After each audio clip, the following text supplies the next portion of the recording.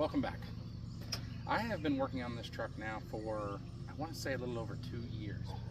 And I've been out cruising it around, making it better, making it worse, finding the flaws, probably creating flaws. But I wanted to give you a walk around of the truck, show you where it is now, things that absolutely have got to change about it. Little side note, I've been doing some tuning and whatnot, and I had a whole video a while back on carburetor tuning and whatnot, and it was still running okay, but it was still cruising around in the high 14s, according to the AFR, and you could feel it. It had that surge when you were getting into it, that lean surge, and ultimately pulling the spark plugs out and reading those, I was able to kind of tell what the truck was doing. So I threw, I think, a total of 6 jets in it, and I was able to get the AFR like perfect now. You tip in and it's like 12.5. Cruising around, you're around 12.5 to 13, climbing inclines and stuff like that. So I think it's pretty good. I'm pretty happy with it. I was gonna switch to fuel injection, but honestly I think I've got the carburetor figured out enough that I can put a little bit of money into some other things. So I'll give you a walk around the truck, show you what it's like now, and go from there. Okay, so for you guys who are not familiar with this truck or are new to the channel, this is my 63 F100, pretty much the only thing that's on this channel ever, and it is powered by a Ford 300 inline 6 with an H1C turbo on it off of a 12 valve Cummins. I bought this truck when I was about 16, so I've had it about 11 years now, maybe 17. But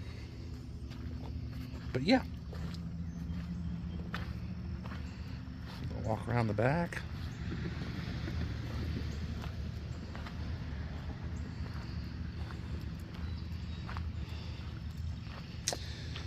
There's a little bit of a story about every color that's on this truck. The first weekend I had it, I was having my grandpa tow it home, and not this particular wheel, but the driver's side wheel came off and destroyed the fender from about there all the way back to there.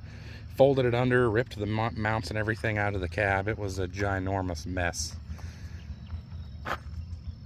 I want to say 2 years ago on my best friend's birthday, we actually carried this hood probably 2 miles upside down with our toolbox in it, and it was awful. It was about 100 degrees. It was July 5th, and we were miserable after that, but we got a good hood out of it for 50 bucks. So the upper valance we had sitting around forever. It just kind of was yard art, and mine was missing the tabs. Somebody had cut the tabs off the inside, not quite sure why, but so it was really no good. And these are the original fenders to the truck as far as I'm aware. The bed is kind of a funny story. So I'm going to my friend's house, and my friend comes wailing in the driveway, and he's like, dude, I found you a bed for your truck. Now at the time I had just started working on this project again, so I wasn't exactly snowballing money at it. But he pulls in, he says, hey, I found a bed for your truck. It's gonna be here in any minute. And loaded up with junk on a trailer heading to the scrapyard, they pull in with this truck bed. And I gave them $175 for it, and their selling point was, well, it's got these nice little tie downs in the corners. And I thought that was really funny. The tailgate, my friend Tony Riley from down the road actually gave me. He seen I was putting the truck together, and he was like, man, you got to get a tailgate for that thing. That's just the missing piece. And I was like, I know, I need one. And he, we went around back to the awning on his shed. He yanks the awning off, flips it over, and bam, it's this tailgate. So that was pretty funny.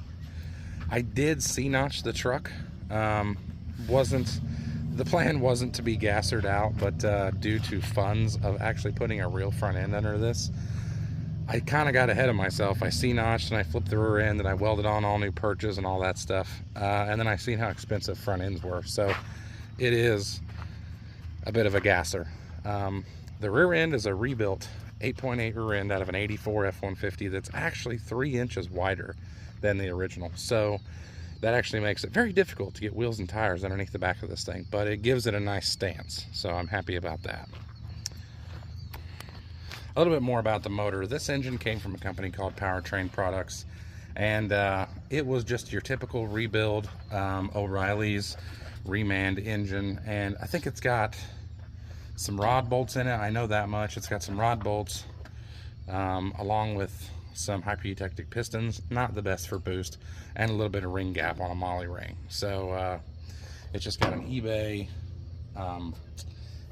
distributor that I've kind of just locked out and undid the mechanical advance, and an H1C off of a 12 valve Cummins with a new center section. It's got 2.5 inch stainless exhaust that goes down the side and out in front of the rear wheel. Now, one thing I've been having a ton of trouble with lately are these Speedway Motors disc brake conversion kit for this truck.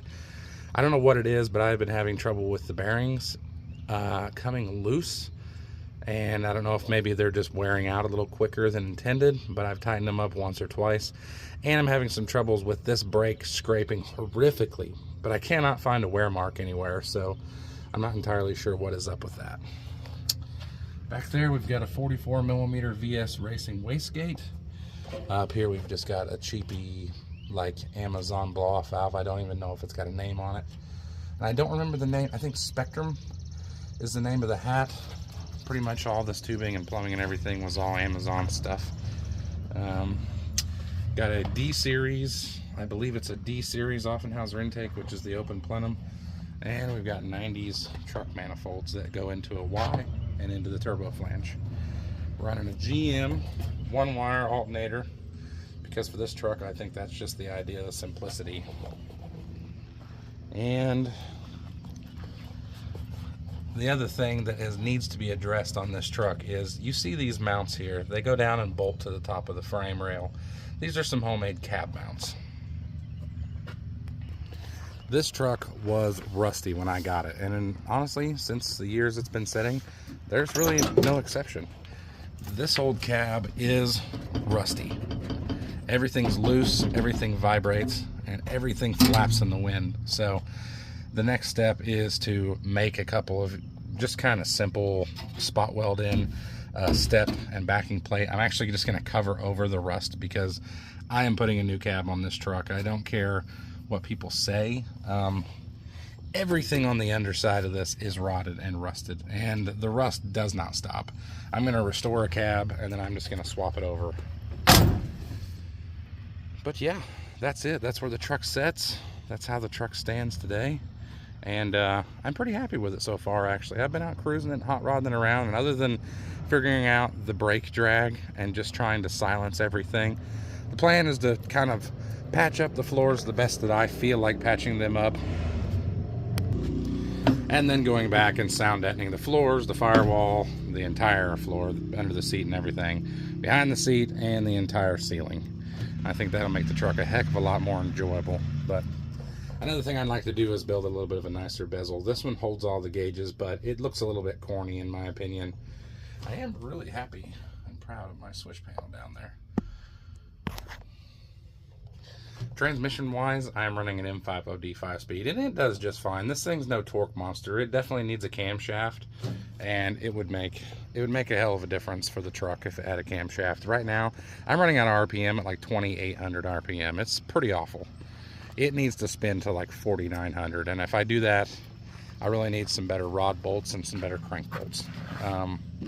Just did a fresh oil change, put new plugs in it, and after I went up 6 jet sizes, it is running like a scalded dog. It is a totally different truck, so I'm super happy with it. I couldn't be any happier with the way that it is turning out. Definitely think that I want to get the front end down lower. I've seen a couple of independent front suspensions. I don't think I want to go with a Crown Vic, although if I get desperate enough, maybe I will. I'm going to try to avoid it the longest I can, but other than that, I'm pretty happy with it. I've been watching a lot of like old roadkill, and I was watching the blasphemy videos this morning.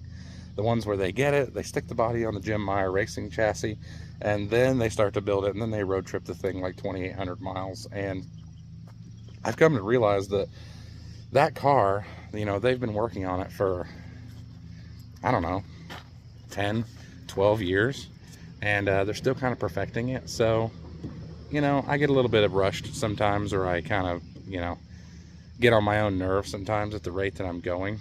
But I think for 2 years it's not bad, and especially being built with like pretty much no budget and low buck parts, it is pretty fun. I just want to make it less rattly. I want to make it less of a novelty item, if that makes sense. There are so many of these trucks that are just kind of, they're just out there, you know, and they don't get driven a lot. And if they do, they're miserable to drive. So I don't want that. I want something fun and enjoyable. So that's what I'm trying to build. But yeah, I just wanted to give a little update on the truck. And I've just been enjoying it, kind of cruising it around. Shop opens up a little bit. Grandpa gets some things done and I get some work done. I'd like to get it back in there and very seriously start sound deadening this thing to make it even more enjoyable to drive. But there it is once again. Thank you for watching.